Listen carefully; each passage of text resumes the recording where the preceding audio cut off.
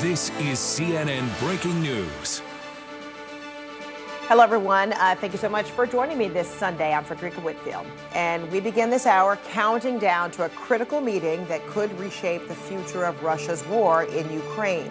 Just days after his summit with Russian President Vladimir Putin, President Trump will hold talks with Ukrainian President Zelensky tomorrow at the White House, but Trump and Zelensky will not be alone.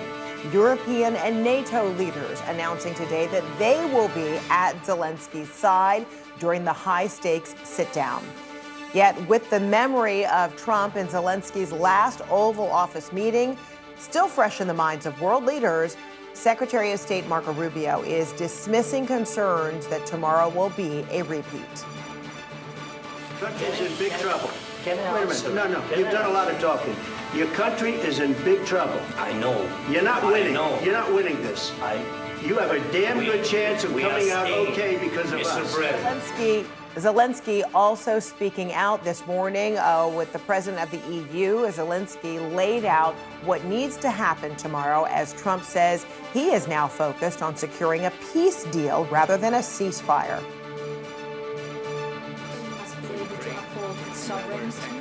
All right, apologies. We're having some problems bringing you the sound. We will bring that to you as soon as we can. We're covering all the angles. CNN's Ben Wiedemann is in Kyiv. CNN's Kevin Liptak is at the White House.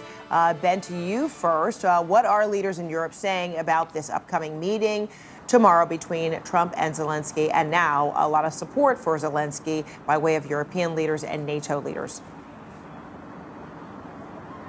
Yes, well, they had this video call today, Ukraine's major supporters, along with President Zelensky, where they're really just sort of coordinating their positions in preparation for the meeting tomorrow in Washington.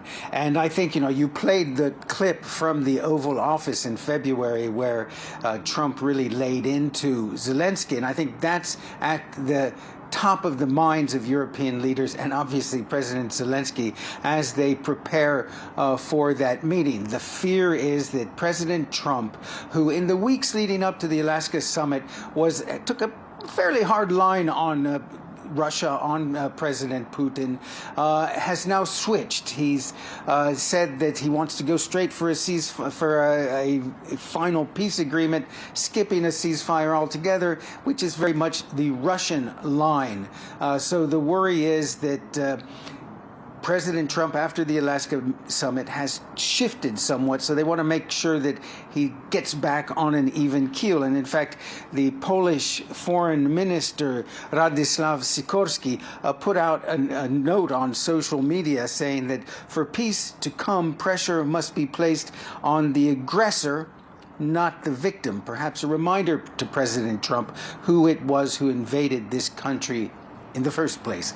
And of course, the worry is that President Putin is saying that he wants Ukraine to cede control of the Donetsk and Luhansk regions, something the government here has flatly rejected, as well as people who we spoke to today in the streets of Kyiv. If some people come to your house and steal your kitchen, your bedroom, you say, okay, stay here. No, it's not okay. It's not good for us. We are freedom people, and I hope we don't take any piece of our lands. So there really is resistance to this idea that somehow, in order to achieve peace, Ukraine has to surrender large chunks of its territory. That area known as the Donbass, that's Donetsk and Luhansk, together is a manufacturing center of Ukraine. For Ukraine to surrender that would be a huge loss. And that explains why there's really so much resistance to this idea put forth by the Russian president. Frederica? All right, Ben Wiedemann, thanks so much. All right, Kevin, to you at the White House now. Update us on what the administration is saying, not just about tomorrow's sit-down with Zelensky and now, let's call it his entourage or his supporters, but also about Trump's meeting with Putin.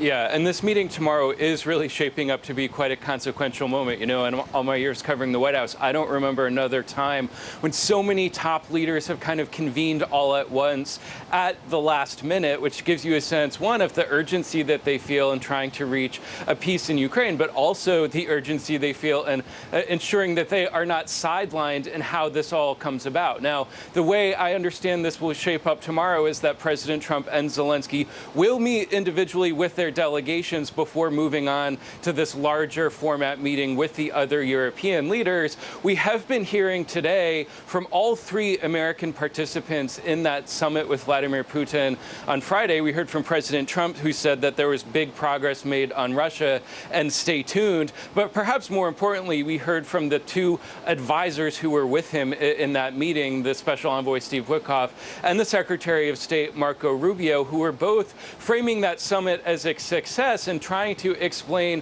why the president had moved away from this idea of an immediate ceasefire. Remember, he said going into the summit he would be disappointed if that was not a result, and he said afterwards that that was no longer a goal of his. Rubio said that was because essentially Russia wouldn't agree to it, but what Witkoff said happened was that Russia made some significant agreements during those talks that, in his view, made it no longer necessary to do the ceasefire. They were going to skip ahead a step and go straight for this larger peace deal based on what he said were some significant concessions from the Russians. Listen to more of Steve Witkoff. We agreed to robust security guarantees that I would describe as game-changing. We didn't think that we were anywhere close to agreeing to Article 5 protection from the United States, in legislative enshrinement within the Russian Federation, not to go after any other territory when the peace deal is codified, legislative enshrinement in the Russian Federation, not to go after any other European countries and violate their sovereignty. So you hear there really kind of the most fulsome accounting of what happened over the course of that 3-hour summit from Witkoff. And just to delve into one of the things he said there, which is this idea of a security guarantee modeled after NATO's Article 5 clause that says an attack against one is an attack against all. Witkoff described that as essentially a workaround. Because Russia has said that Ukraine can never join NATO, this is a way to sort of provide assurance to Ukraine that once this war ends, Putin isn't able to kind of regroup and go after the rest of the country after a few years. Now, there are a lot of outstanding questions about what exactly that would look like, namely what the U.S. role in that would be. You know, Trump has said pretty explicitly that American troops will not be on the ground in Ukraine, so it doesn't seem exactly clear how the U.S. and other NATO countries would provide that kind of guarantee to Ukraine. But certainly that will be a major topic of discussion among the leaders here tomorrow. I should just note, Rubio himself was a little more guarded about the momentum here. He said that we are still a long ways off from a peace agreement, that we are not at the precipice, but certainly both of these men describing some significant progress as we head into this consequential moment tomorrow. All right, Kevin Liptak at the White House, Ben Wiedemann in Kyiv, thanks to both of you. Appreciate it.